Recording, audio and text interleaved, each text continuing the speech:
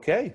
On the procedure portion of the lab document, it was asking a question on number 5 and number 8. Do we have to answer that question, or is that just like a thought-provoking question?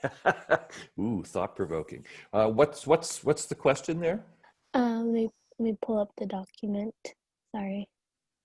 Let me see.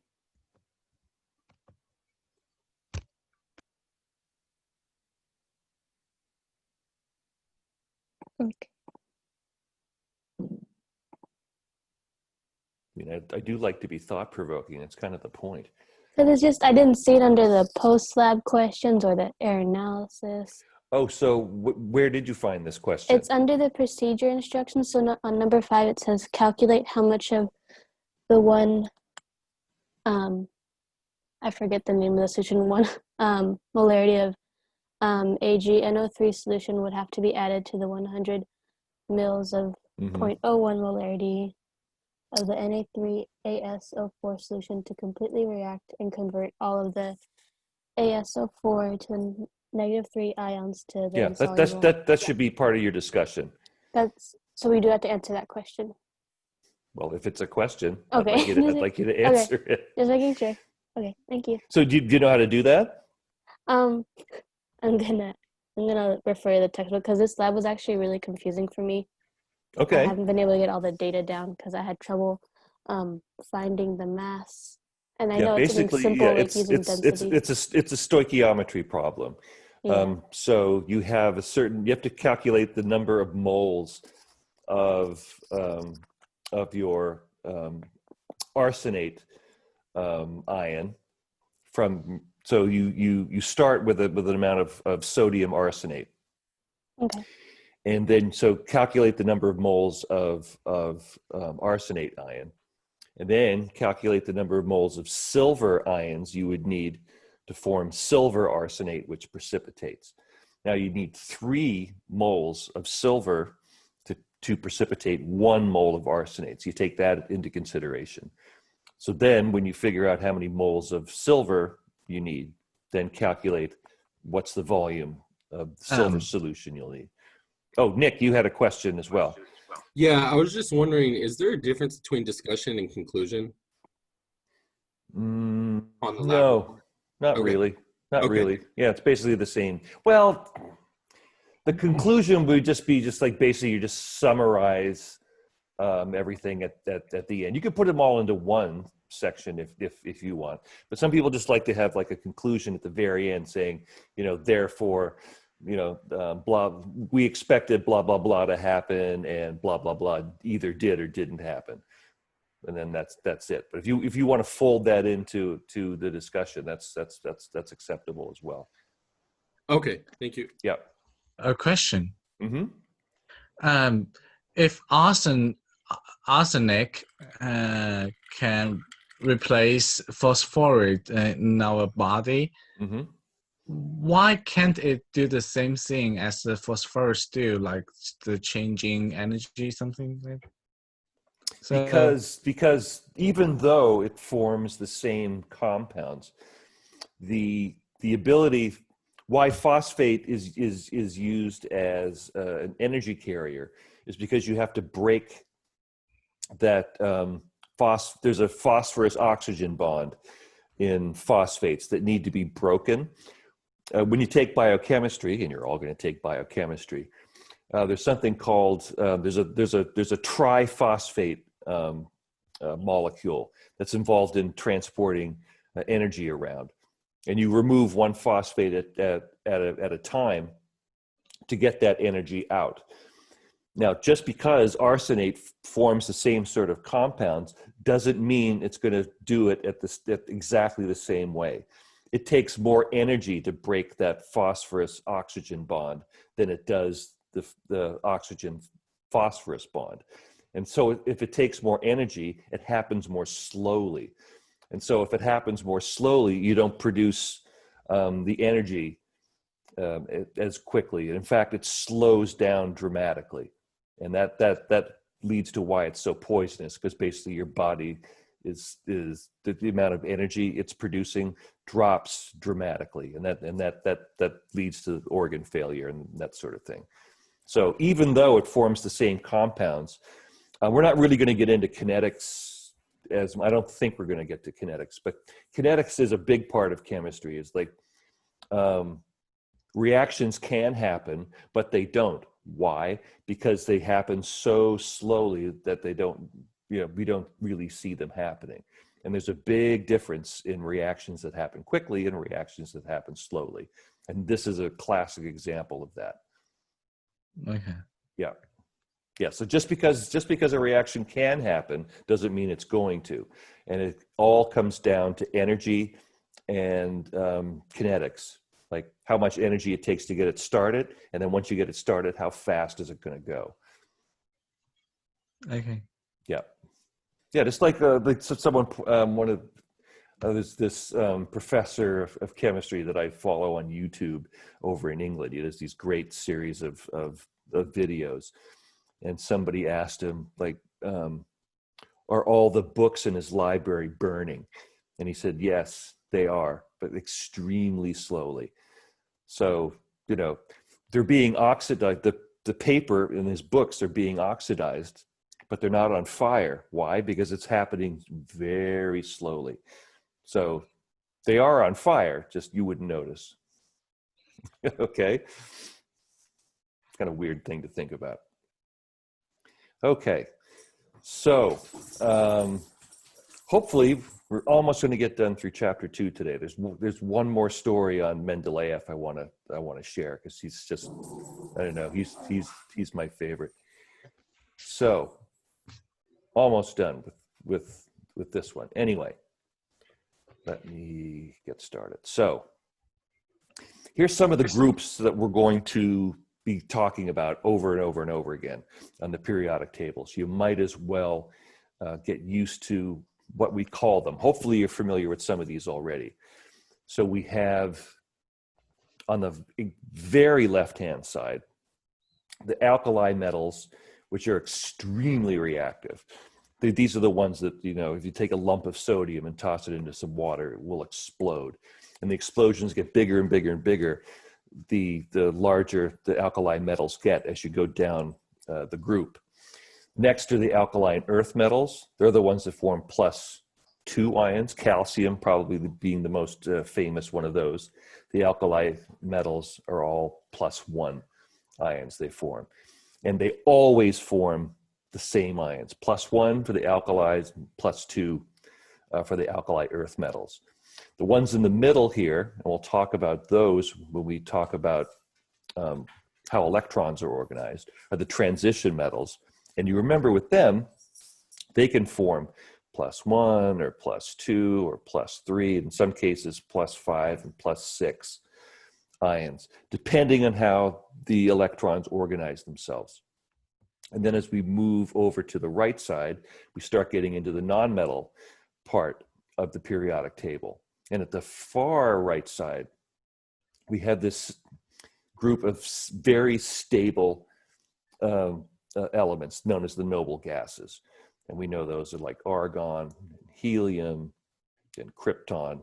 And so they are basically non-reactive because they have a full complement of electrons. They do not want to share them with anybody. And it's very difficult for other elements to pull those electrons away. They're so very, very stable. Some of the larger ones, and we'll get to this a little bit later, like krypton and xenon, can actually form compounds. With things like helium and argon are completely resistant to forming any compounds of any kind. Next to the noble gases are the halogens. Now they're sort of like the alkali metals, and they're extremely reactive also. We start with fluorine, and we go down chlorine, bromine, iodine. Not iodine. I have a old chemistry professor of mine would yell at me whenever I said iodine. It's iodine. And those always form -1 ions every single time. Always, always, always. And you always find them in their most stable configuration as diatomic molecules. F2, Cl2, Br2, I2. Those are what you would find them when they're by themselves in their most stable elemental form. And then the rest we'll get to and talk about as we go along.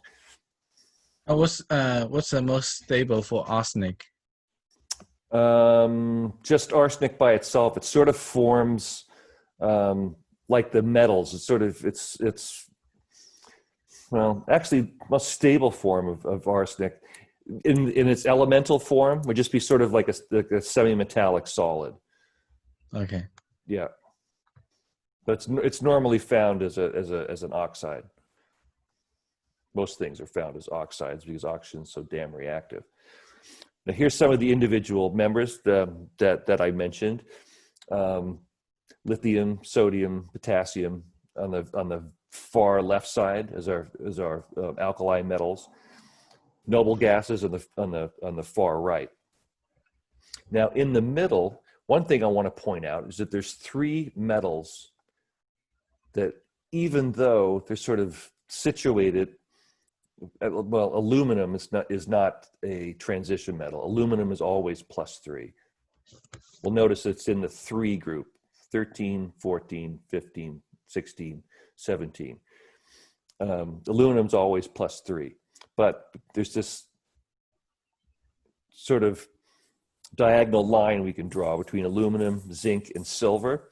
Zinc and silver are one of the few transition metals that are always the same charge, and you can immediately identify them by sort of making this line from aluminum to zinc to silver. Aluminum is always +3, zinc is always +2, and silver is always +1. And that is why when you're naming a compound like zinc chloride, you don't have to say zinc 2 chloride, because it's assumed that zinc is +2 all the time, even though it's a transition metal. How about gold? Gold is a transition metal, so it forms a variety. It has a variety of different valences. Although gold is not particularly reactive, it will dissolve in some very strong acids. Okay.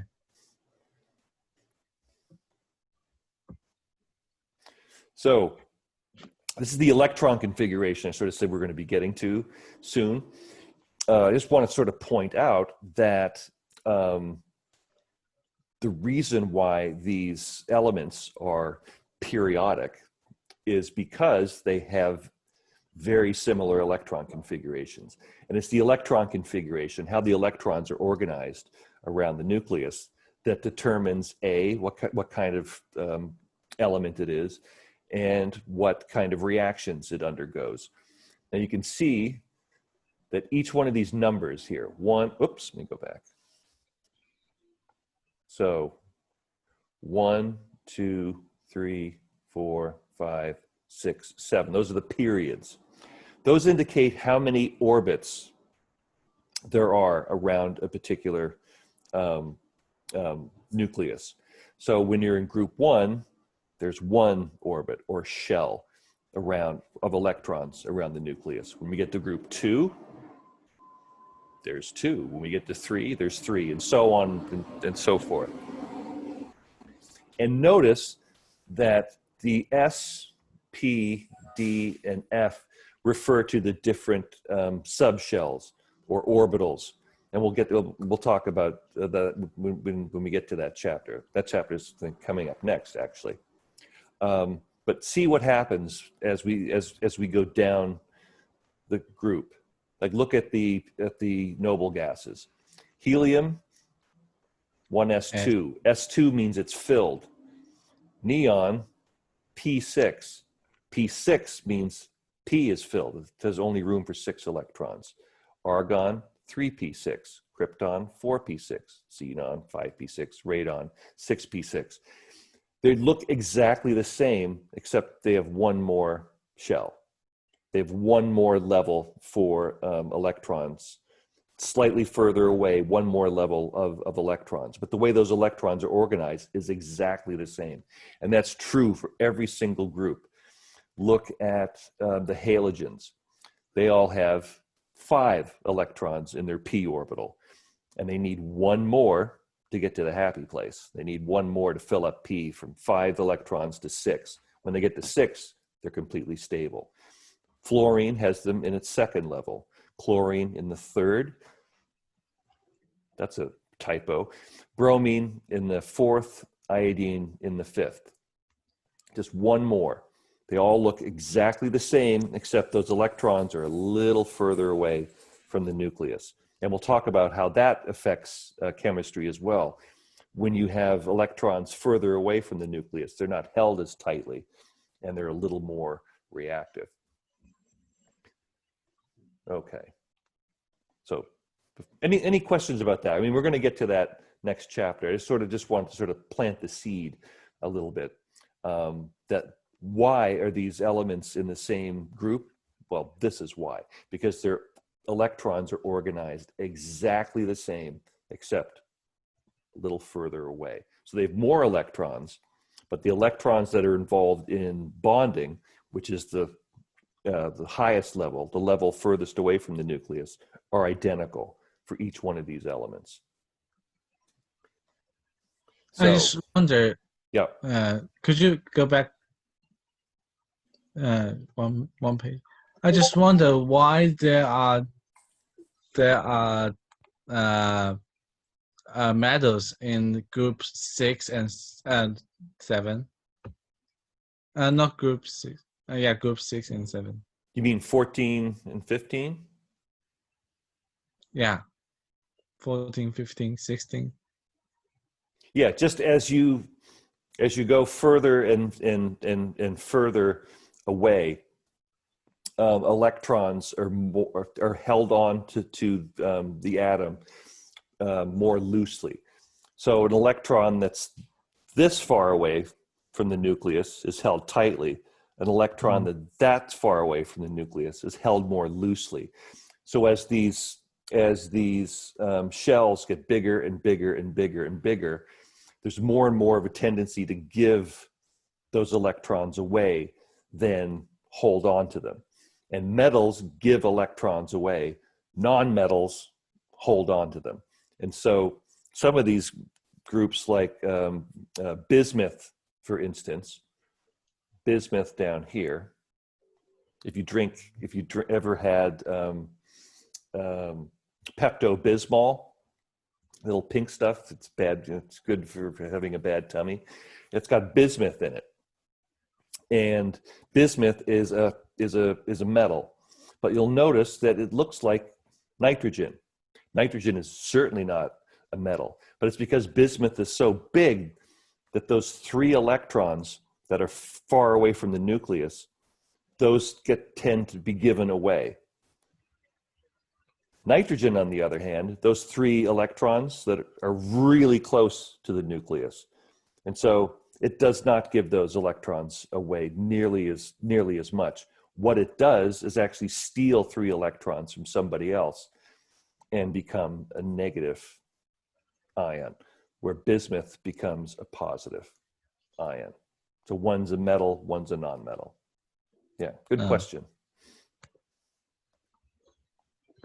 Yeah, you're setting me up for a lot of things that are going to come later. I just wanted to touch on my old buddy Dmitri one more time. Now, when he came out with his periodic table, I think I mentioned before, there was only about maybe 60, 65 elements have been discovered at that point. And we know now there's over 120. So when he was putting it together and putting all of the known elements on his periodic table, there were holes in it. There were like blank spaces. And so he got a lot of flack from other scientists saying, well, if this is such a genius idea, how come there's all these holes in your table? And he went, there are not holes in table. These are just elements that have not yet been discovered. And so it's like, damn, he had a lot of confidence that his idea was right.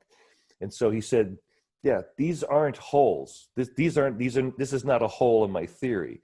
These elements are going to get discovered, and they're going to have exactly the chemical characteristics that I described. And so I'm going to give you an example of one of those to show you, what a baller Mendeleev was. So here is our periodic table. And I just want to point out that at the time, carbon was certainly well known, and silicon was certainly well known, and tin was well known, and lead was well known. They've been known for like thousands of years. What wasn't discovered was this element right here called germanium. Take a guess at where that element was discovered. Where do you think?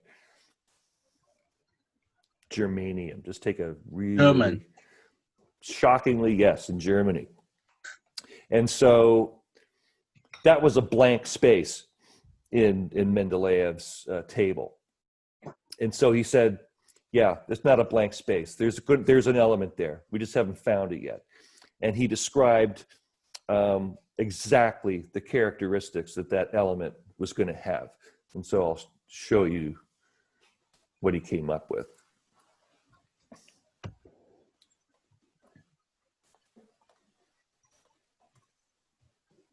Yeah, germanium right there. So in 1871, he said, there's going to be an element there, and he called it eka silicon. Now, eka means above or more in Latin. So he said, basically, it's going to be above silicon. That's actually below, but it means like it'll be bigger than silicon.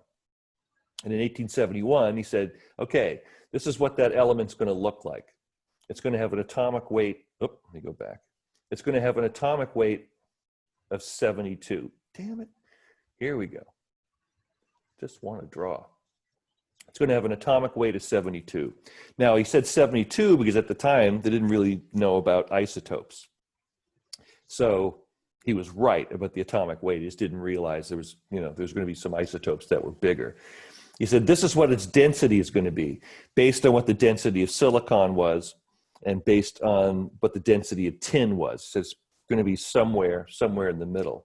Now, specific heat is something we're going to talk about a little bit later when we talk about thermodynamics.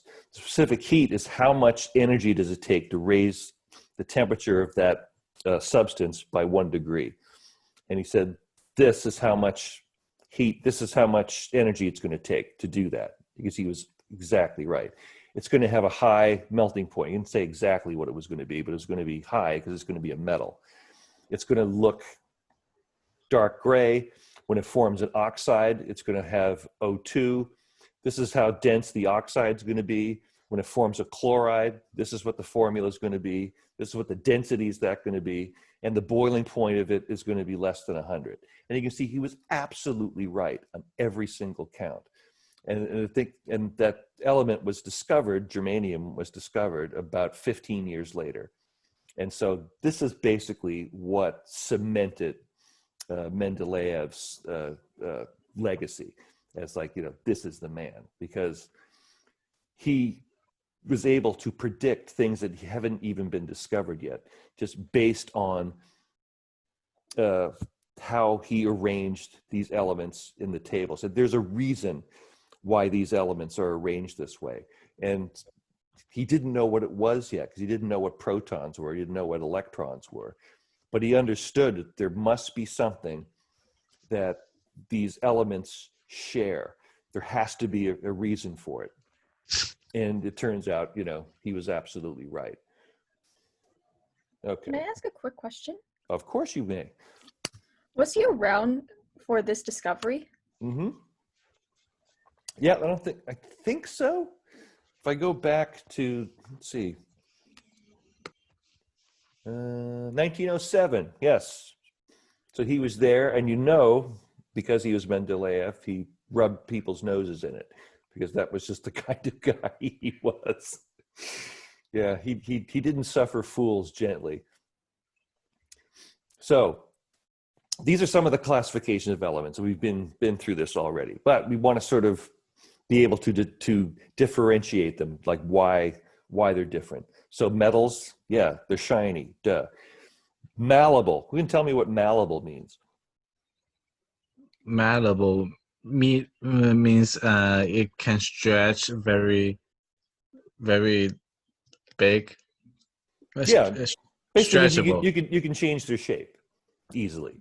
Yeah, Mhm. gold in particular is famous for that. Gold. That's why the gold was used in in Rutherford's famous experiment, because you could hammer gold to, just like I said, just a few hundred atoms thick. I mean, you can hammer it really, really thin, and good conductors of heat and electricity. Non-metals, not shiny, usually dull and do not conduct heat and electricity very well. And so metalloids are sort of, like you would think, kind of in between.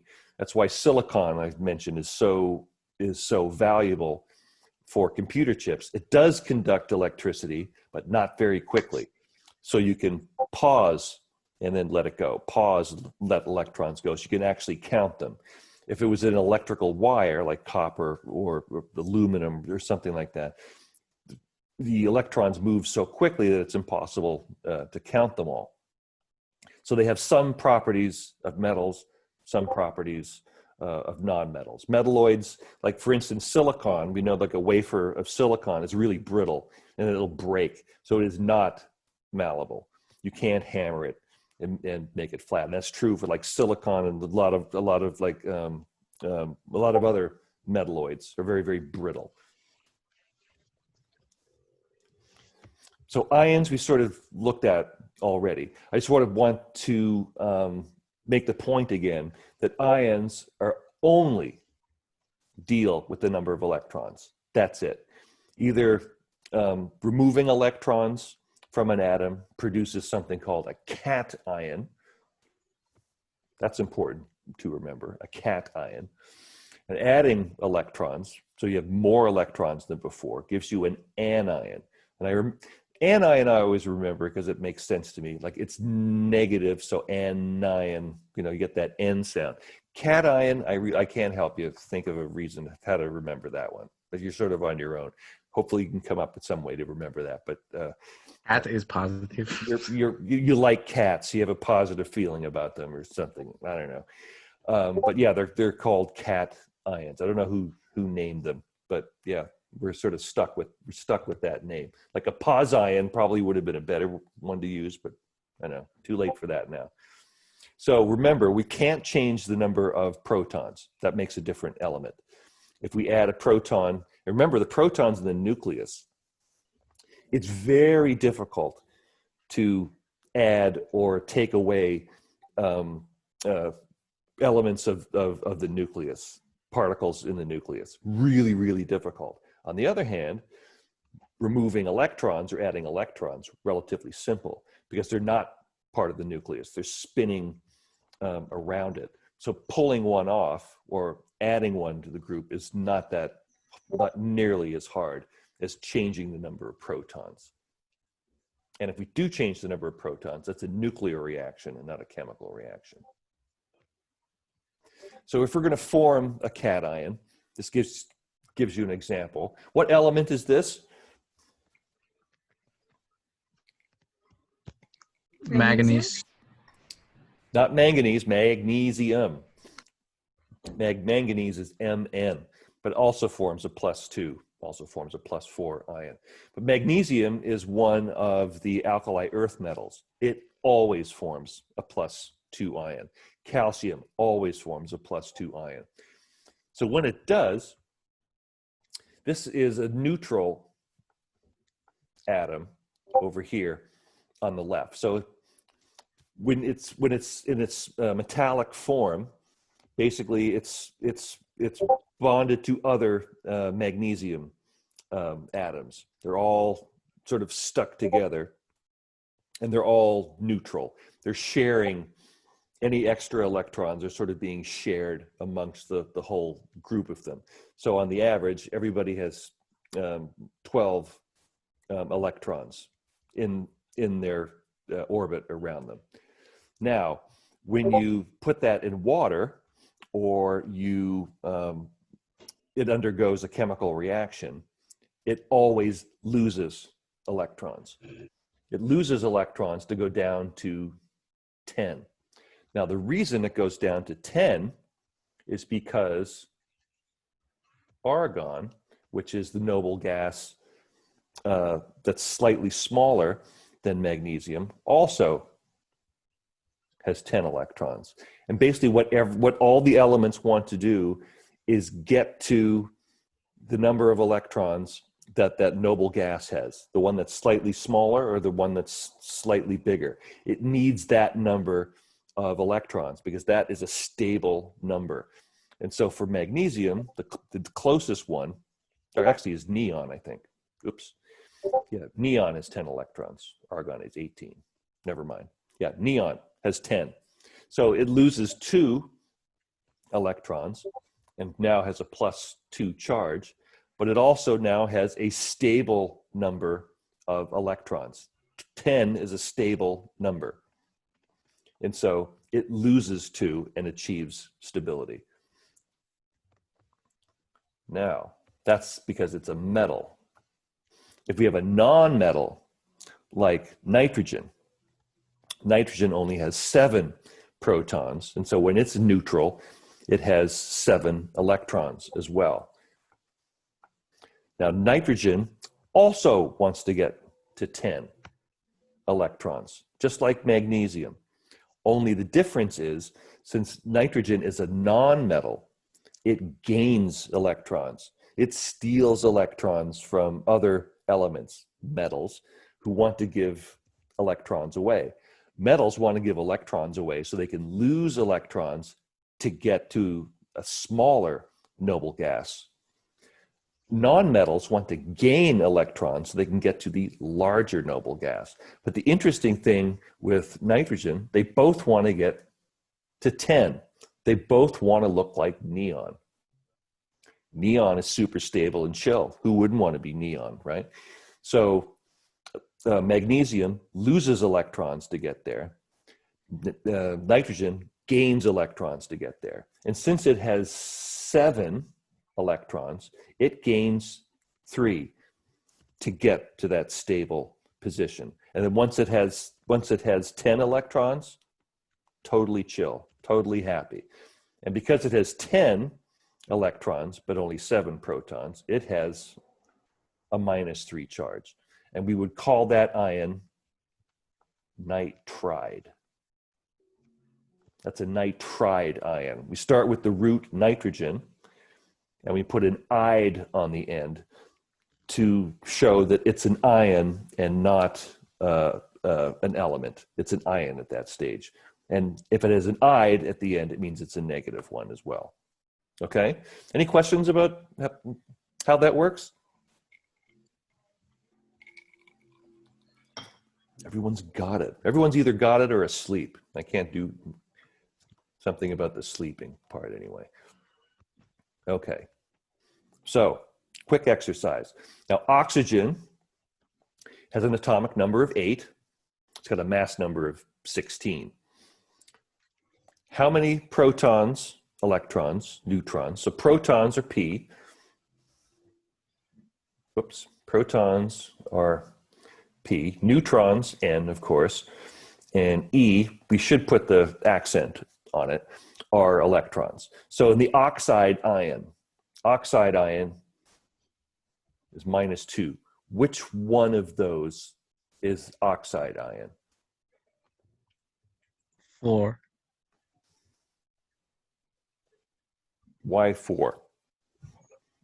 Because there should be 8 protons, so 1 or 4. So it is oxidized, so 10 electrons. That's 4. What about the neutrons?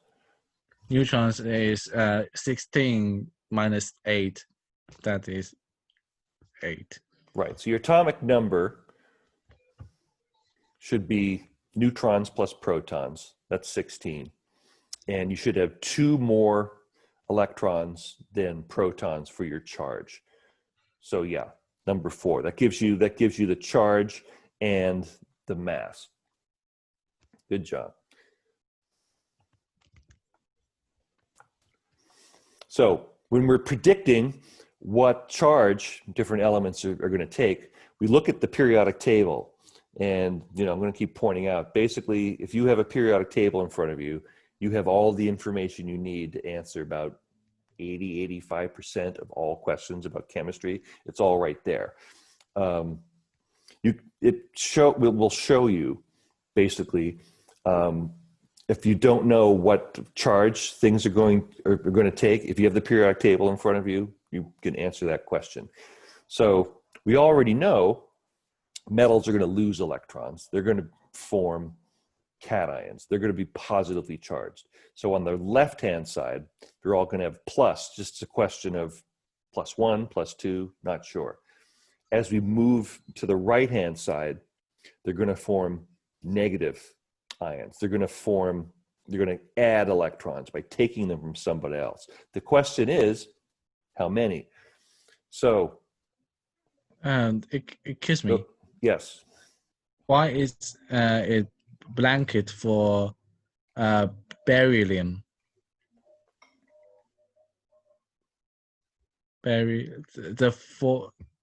Number 4, this one, beryllium.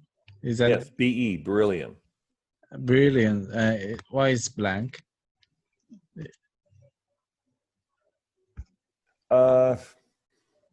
Is it usually forms more, it's difficult to get beryllium to form an ion. It generally forms more covalent compounds. Okay. It doesn't form ions very, very, very readily like the others do. It only has 4 electrons. So losing 2 of them is kind of a big deal. So generally it shares electrons more than loses them. So that's like the reason why we don't include that as much. Yeah, beryllium's kind of special in that regard. Okay. But as we go across, you can see, so +1, group 1, that sort of gives that away. Group 1 all lose 1 electron. Group 2 all lose 2 electrons. So those 2 are relatively straightforward. When we get into the middle, it's a whole mismatch of things. As I mentioned, these are the transition metals in the middle. All kinds of weirdness happens in there. Usually most of the metals in there have just one, or have like 2 or 3 different valences. A valence is the charge. But some of them, like chromium, can form all kinds of different charges, and it's difficult to predict. But then as we get over back to the nonmetals on the right, we get to group 4, so carbon is there. Carbon doesn't form an ion very often, but when it does, it forms a -4 ion, and we call that one carbide. You may have heard of carbide. Carbide, when like really good knives have carbide steel blades to them. Carbide will form really, really, really hard materials when it's mixed with metals. And so if you have an iron carbide blade, it's really, really resistant to breaking down. It stays sharp a long time. So it's in group 4. Notice that it has a -4 charge. Group 5 has a -3. Group 6 has -2. Group 7 has -1. Notice that all those add up to 8. So carbon has 4 electrons, wants 4 more. Nitrogen has 5 electrons, wants 3 more. Oxygen has 6 electrons, wants 2 more. And carbon, yes. can carbon be +4? It can under really rare circumstances. Not really. It very, very rarely forms a cation. But it can, but like very rarely. Okay. It's pretty unstable.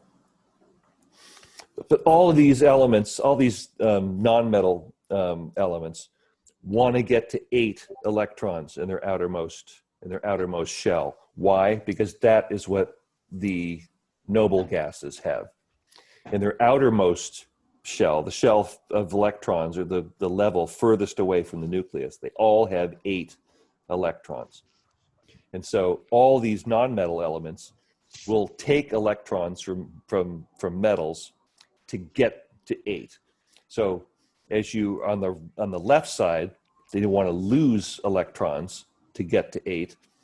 And on the right side, they want to gain electrons to get to 8.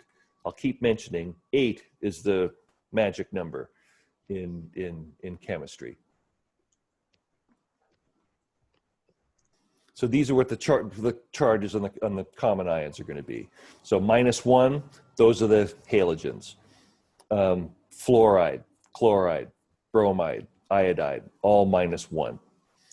Oxygen, sulfur, selenium, tellurium, they're all going to be -2 because they are in group 6, 16 really, but group 6, 6 because they have 6 electrons and need 2 more. When you're in group 5, you have 5 electrons and you need 3 more.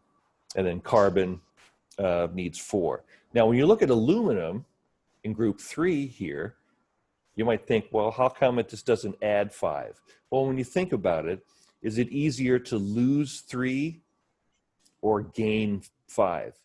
It's actually easier to lose 3 electrons than it is to gain 5 of them. And so it is a metal and it makes a positive charge. So by losing or gaining electrons, every ion wants to get, as I mentioned before, wants to look like the nearest noble gas. The exception to this is hydrogen. Hydrogen wants to look like helium. Helium only has 2 electrons. So that's why hydrogen only needs 1 electron. Hydrogen can form, garbage truck, garbage day. Hydrogen can form a negative ion. It's called a hydride.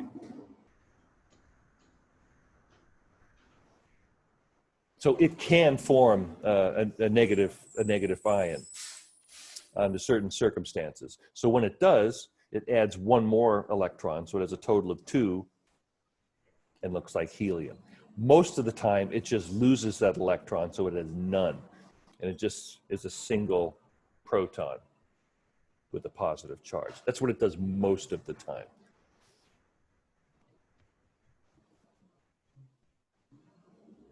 Professor, Yes.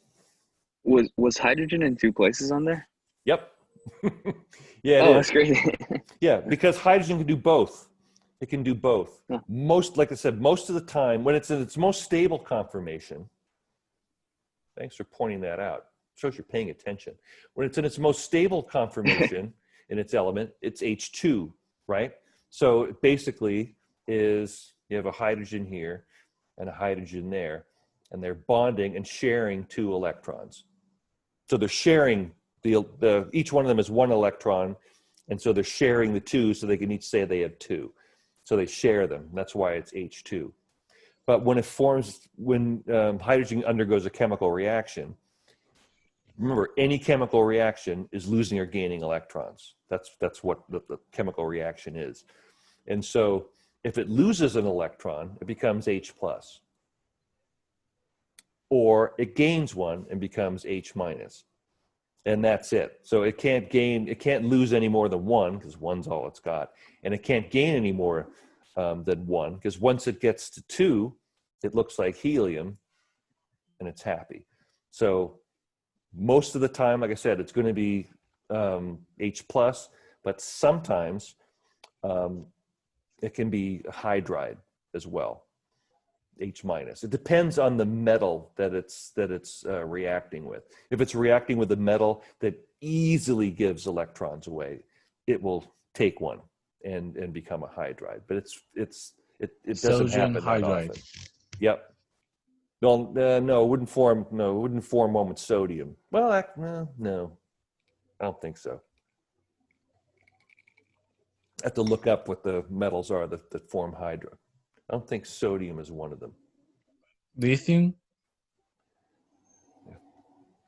Yeah, I'm not an inorganic chemist. I'd have to look that one up.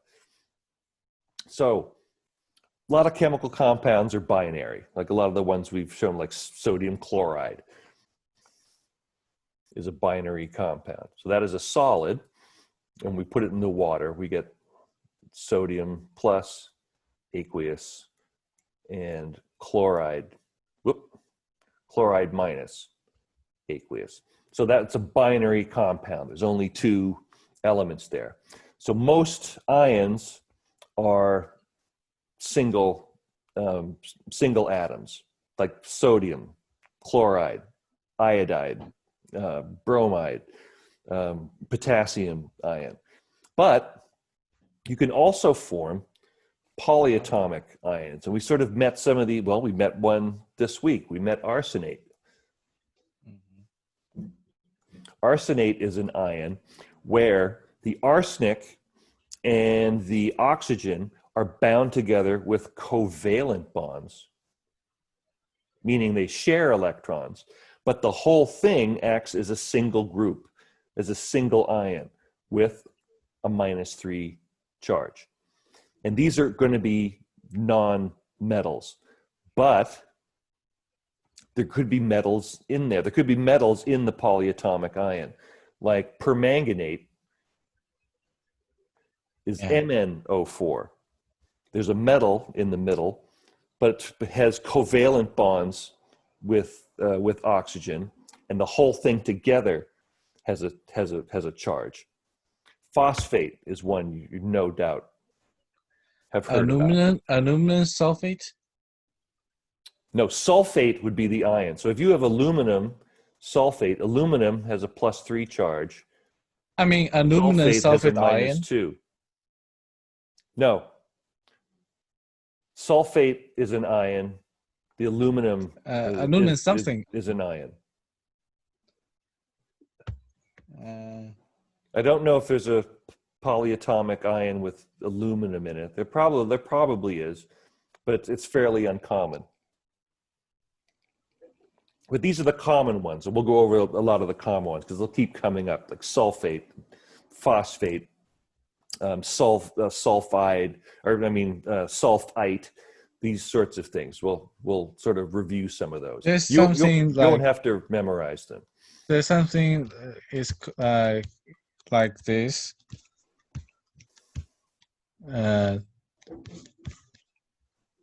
Something like that. Yes, that has sodium is a positive ion, aluminum is a positive ion, and the sulfate is a negative ion. Okay. Yeah. So naming these things. Now, if they're not a transition metal, it's really easy. All you got to do is say the name of the element and then say ion after it. That's it. Because we know what the charge is going to be. Like sodium, it's in group 1. It's always going to be +1. So we don't have to say sodium brackets 1 ion. We know it's +1. Barium's in group 2. Aluminum in 3. They're always going to be the same charge. So all you got to say is the name of the element plus ion. That's pretty easy, right? Excuse me. Yes. How is this one? Yeah. How is this one called? I don't know the name of it right offhand, but yeah, in that instance, So that might be a polyatomic ion with aluminum in it. I think that's like aluminate. okay. Yeah, that would be sodium aluminate. Okay. Now, non-metal ions, we just name those by slapping "ide" at the end. So that's fairly easy to do too. So you just take the first few letters and then just add "ide." So hydride, fluoride, chloride, so on.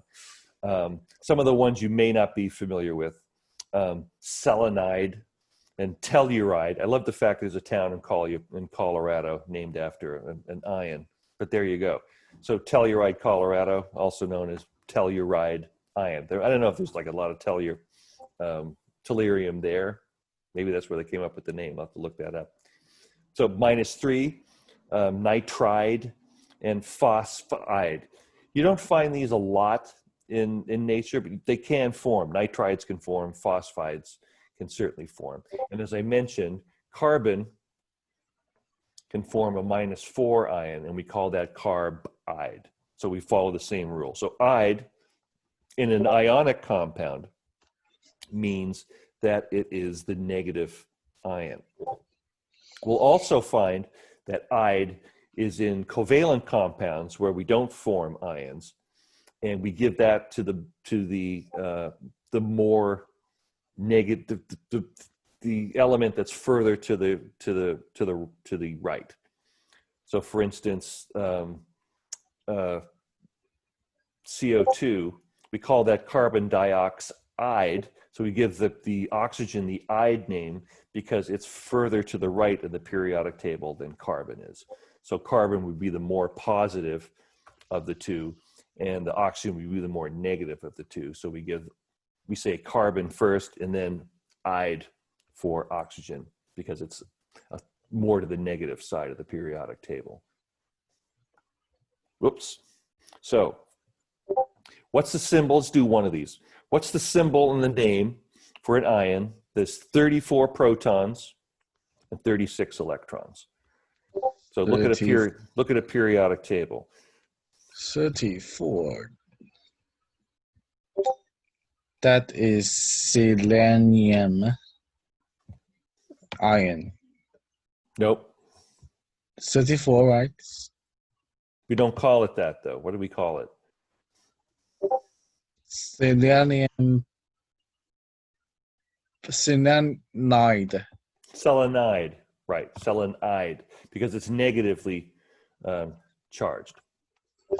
Actually, why don't we just do 2 as well? So aluminum and carbon form an ionic compound. So which one is going to be cationic? Which one's going to be anionic? And what are the charges on each one? Aluminum is the K. What's that? Cation. So someone else want to tell me which one is the anion, and what would you name it?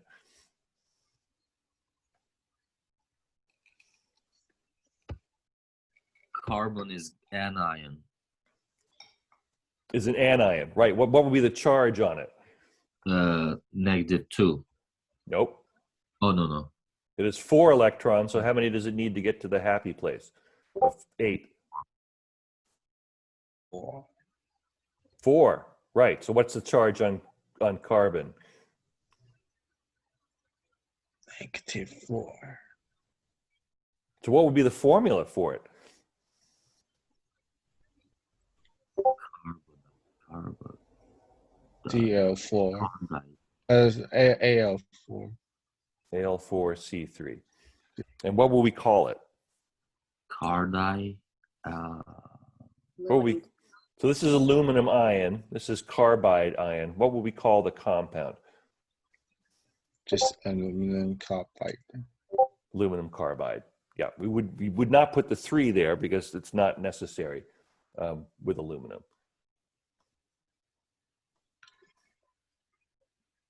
So polyatomic ions, I sort of mentioned these before. Now, they're electrically charged, like an ion is. Any ion is going to be electrically charged. It's lost electrons to be positively charged, whereas gained electrons to be negatively charged. Polyatomic ions are generally negatively charged. Not all of them, but the vast majority of them are, because they mostly have nonmetals in them. And so because they have nonmetals in them, nonmetals steal electrons, so they're probably going to be negatively charged. And a lot of them have oxygen in them. And oxygen just loves nothing better than stealing electrons and becoming negatively charged. So almost all polyatomic ions are negatively charged, with the exception of one that comes up over and over. Ammonium ion. So that's plus. So ammonia is NH3, and that's neutral. That has no charge. But if you add a proton to it, it becomes positively charged. So that's a polyatomic cation.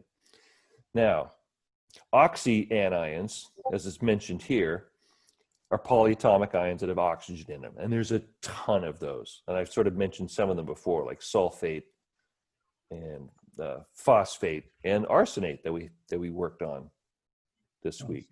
Those are all, -2, -3, -3. Those are all elements. Those are all elements that are held together by covalent bonds. And if we remember, covalent bonds are shared electrons. But when you put them all together, they have a charge. Generally, the charge is held in the oxygens, because the oxygens are so good at stealing electrons from other elements. So most of the time, but not always, that's where the negative charges will be. And there's special naming considerations for oxyanions that we'll get into. So hopefully everyone's heard of, like, sulfate and sulfite and phosphate. Those are fairly common. There's a number of different ones that are a little more exotic that we'll deal with.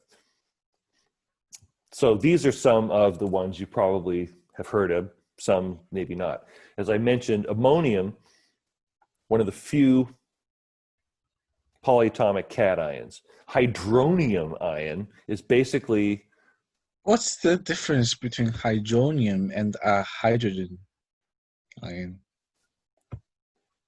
with some water? yeah, H plus, when it's bound to water, forms hydronium ion.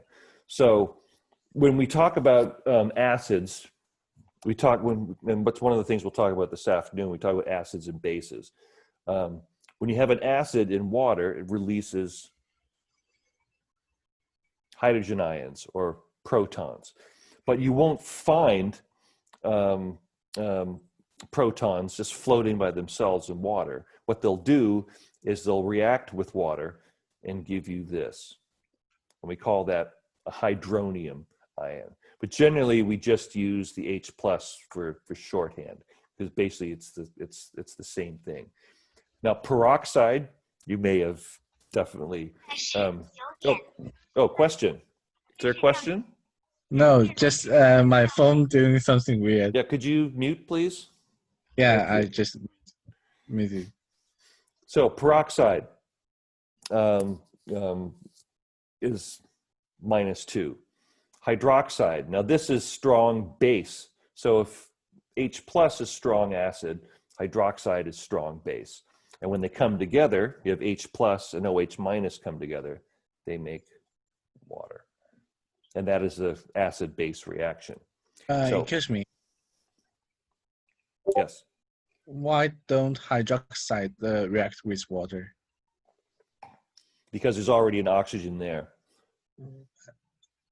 Okay. Yeah, so hydroxide reacts with the hydronium ion and they form 2 water molecules. So acetate, probably heard of acetate before. Now acetic acid has the hydrogen there. And when you add it to water, some of that acetic acid, some of that will be released. Some of that H plus will be released, and you're left with acetate ion. Cyanide, fairly nasty the molecule, also a negative ion. Carbonate, bicarbonate, probably familiar with like sodium bicarbonate or baking powder, baking soda. And then these are the ones that we use a lot of. So nitrate, sulfate, phosphate. Those are really, really common polyatomic ions. And Excuse me. yes.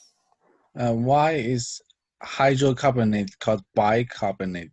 Because there's no is that bi means 2? Bi means there's a hydrogen there.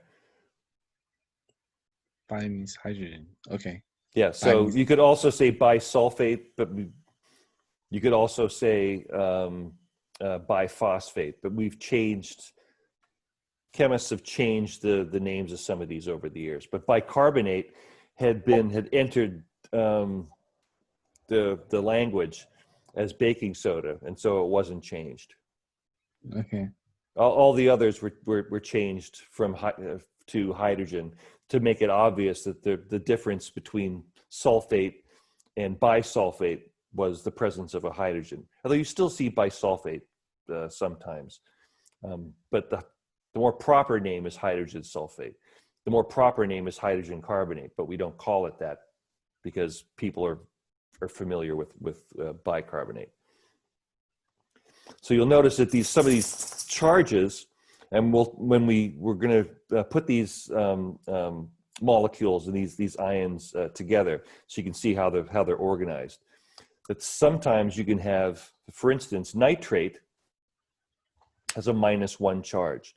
Now you take one of those oxygens away, and we change the name to nitrite. ITE means there's one less oxygen there. But notice the charge stays the same.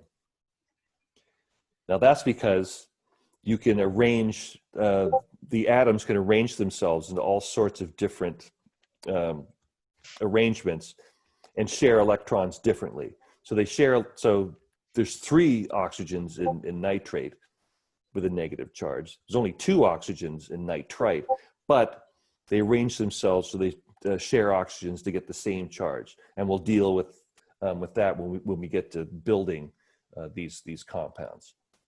So don't worry about remembering like all these names. You can look these up at any time. But what I want you to do is sort of just remember that these are the really common ones. We're going to be using these quite frequently, especially nitrate, sulfate, phosphate, carbonate. Those are going to show up over and over and over because they're really common in chemistry, and they all form acids as well. So nitrate, you put a hydrogen on that, becomes nitric acid. Sulfate, you put 2 hydrogens on that, becomes sulfuric acid. You're probably familiar with nitric acid, sulfuric acid. Those are really strong acids. Mm-hmm. Okay. So these comes down to the naming part. Now, chlorine and oxygen form a whole bunch of different ions. So perchlorate, chlorate, chlorite, and hypochlorite. Now, why they're called that, the prefix tells you basically how many oxygens there are. Per means that's the most number of oxygens you can possibly have. Hypo tells you that's the least number of oxygens you could have. So when you take 1 oxygen away, you remove the per and you're left with chlorate. That means there's 1 less. Now you take 1 more oxygen away, you change the 8 to an ite. That means you now have 2 less oxygens. And when you take the last oxygen away, so there's only 1 left, you put the hypo there. That means that's the least. So if you go from hypo to per, that means you have 1, 2, 3, 4 oxygens surrounding it. Okay? And so again, don't have to memorize this stuff. Just be aware that that's what those things mean. So you won't get thrown when you see something like perchlorate. But what does that mean? It just means more oxygens than chlorate. Oop. So when a nonmetal forms 2 oxy ions, as I sort of mentioned with the chlorate, 8 means more oxygen atoms, ite means fewer. And if there's more than 2, like chlorate could form chlorine and oxygen, you get the per, which means the most, and hypo, which means the least. So here's our root is chlor. And then, so chlor is our root. And then we either put 8 for more oxygens or ite for fewer. And then the very most is per and the very least is hypo.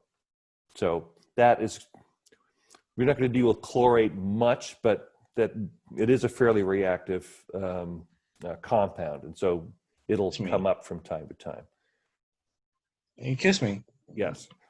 Does chlorophyll does something with chlorine? Nope. No. Okay. I don't think there's chlor. I can't remember. It's a huge molecule.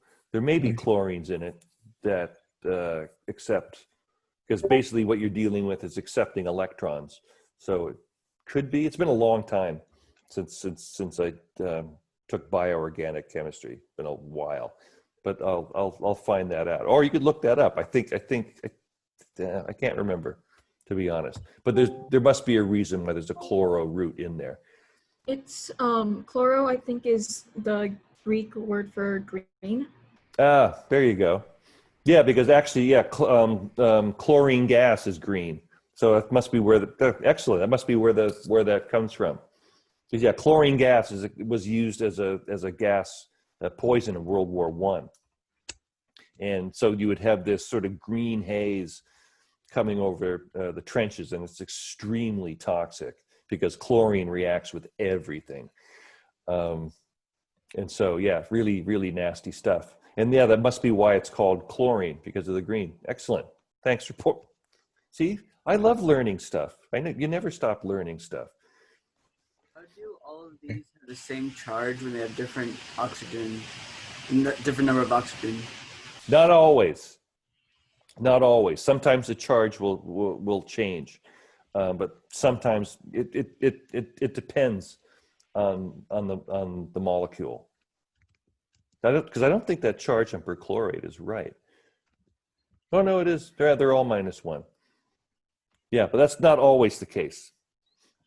It's sometimes the case, but it's on a case-by-case basis. Okay, so get to the meat of the matter before we head out today. I want to get to the meat of the stuff, because I've been alluding to this. We haven't really sort of talked about it in detail. Now, there's 3 types of chemical bonds. There's 2 of them here. Actually, there's 4, at least 4. But these are the 2 main ones that we're going to talk about in class. Now, when electrons actually physically move from one atom to another atom, that's an ionic bond is formed because charges are produced. So when you have sodium plus and chloride minus, electron has been transferred from sodium to chlorine. So it's lost an electron and moved to chlorine. Now we have charges. And when you have charges, do like charges attract or repel? Like charges Repel. But opposite charges attract. And so that is the force that leads to ionic bonding. Is you have a negative charge and a positive charge, and they're attracted to each other. And so the more charges you have, the stronger the attraction. And that is something we sort of learned indirectly in our lab, was that you had arsenate ion has a -3 charge.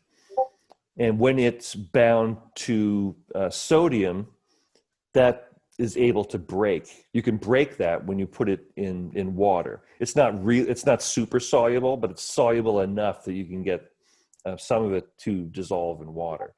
But when you add silver, that bringing silver and arsenate together is so strong that attraction is now so strong that water can't break it. Because that's what happens when you throw sodium chloride. Now these things are bonded. You throw sodium chloride into water, that bond is broken. And so now we have Na plus, and Cl minus, and they're now bound to water. Chlorine surrounded by water, sodium's surrounded by water. Hydrogen. But if you have a very, very strong ionic bond, something like aluminum phosphate, like aluminum with a +3 and phosphate with a -3, that is a lot of charge. That's, that's a lot of charges in one place. That's a really, really strong bond. And so if you put that into water, it's not going to dissolve. Water is not going to be able to break that. And that explains why some ionic compounds are not soluble in water and some are. Like sodium chloride, that is a relatively weak single charge interaction. That's going to break. But if you have really, really strong interactions, stuff like iron 3, and other things like +4, +5, things that like have really, really high amount of charge, those are so strong that they're just going to stay together, and so they're going to fall out of solution and form precipitates. So that's when electrons are transferred from one atom to another. Now, the other form of bonding that we're going to really spend most of our time on is called covalent bonding. And you're probably hopefully familiar with covalent bonding.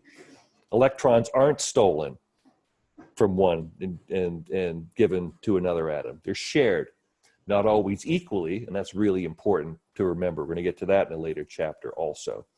The sharing of those electrons is not equal. For instance, fluoride, chloride, fluorine and chlorine, oxygen, they pull electrons toward themselves in a fairly strong way.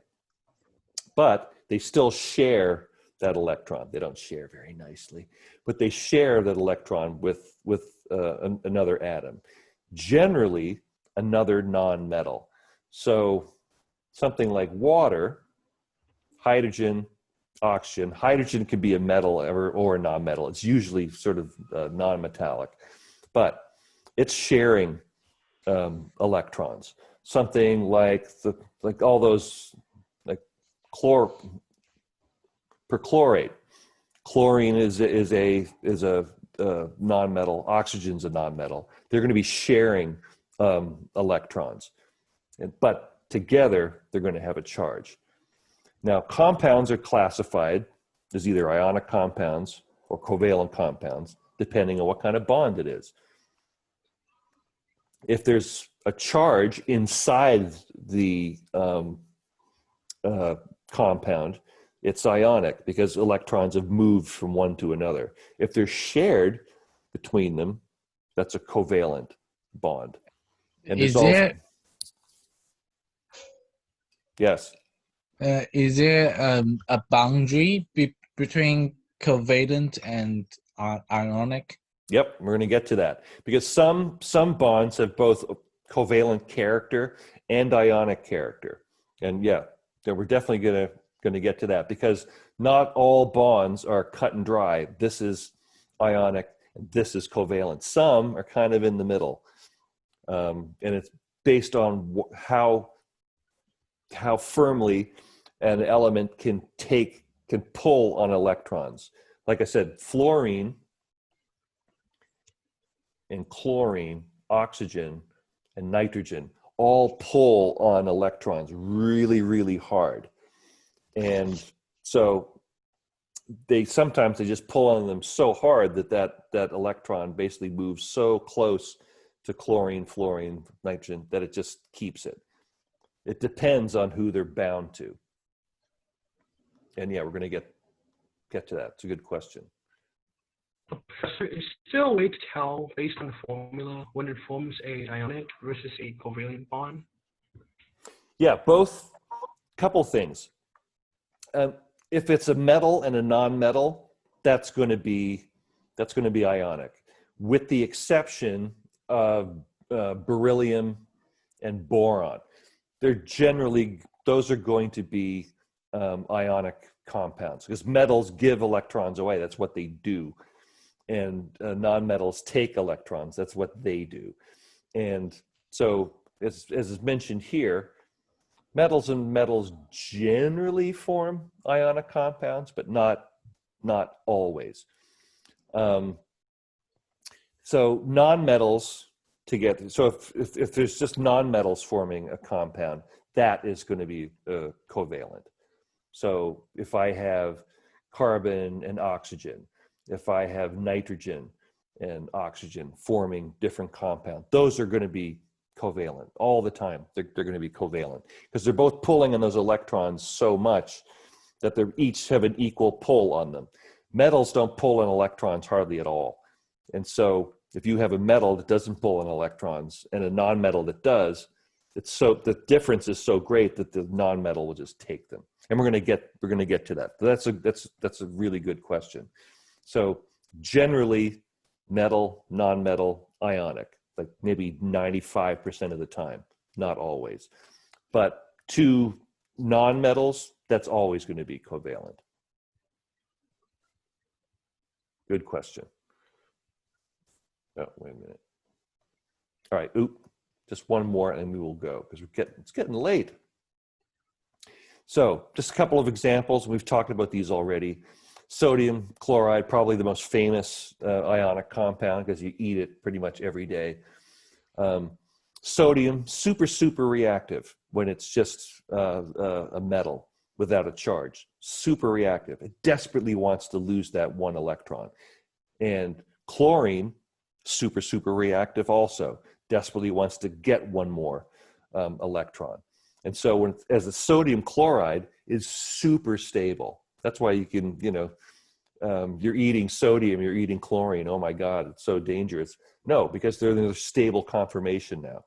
Sodium does not want to go back to being, having no charge. Chlorine does not want to go back to having no charge. They're super stable. So you can eat, well, you don't want to eat as much salt as possible, but it's fine to eat. Now, calcium and chlorine's still going to be a -1, always going to be -1. But remember, calcium is in group 2. It's going to lose 2 electrons. And so each chlorine takes 1 electron from the calcium that gives away 2. And so you have something that looks like this. So you have calcium 2+ and a chlorine minus and a chlorine minus sort of packed together. And when we look at these compounds, we'll see that ionic compounds pretty much all have the same shape. They all form crystals, like a lattice. Like you look at a crystal of salt, you can see, like has anyone ever seen like a big brick of Himalayan salt? It's really cool, like these big bricks of pink salt. It's the same as these really tiny little crystals. They're repeating crystals, and we'll have a look at some of them. They're beautiful, but they form the same sort of compound because they all look similar. They're all positive and negative ions together in the same space. They just pack somewhat differently. Okay, so any questions before we call this a day? I'll see most of you this afternoon. Any other questions? Good questions today. We're finally getting to some chemistry. So if a compound, ionic compound contains sodium, it always soluble, right? Most of the time. Yeah, most of the time. Yeah, if you're trying to make, like for instance, if you're trying to make a phosphate solution or a sulfate solution, you will always buy the sodium ion. So you'll always try and buy sodium phosphate or sodium sulfate or whatever it is, because you know that that is probably going to be soluble. If you buy calcium phosphate, that I can tell you from experience, that is really hard to get into solution because there's a high charge density. You have +2 and you have -3, and so you have like a +6 and -6 brought together. That is not mean, phosphates are a pain to get to put in solution anyway, because they have such a high charge density. But if you want something to get into solution, yeah, you generally use the sodium ion, because sodium generally is super, super soluble. I mean, I think there's a couple things that it's not, where it doesn't dissolve, but there's not many. Yeah, sodium is your friend when you're trying to make a ionic solution. Okay, so if there are not any other questions, I will see you this afternoon. We're almost done, I swear. We'll be done with this next Tuesday, and then we'll move on to quantum mechanics. Ooh, I can't wait. So, is there something in the chat we should need to look at? Oh, thank you too. All right, I'll see you this afternoon. Thanks, everyone. Stay well. Thank you. All right, bye-bye.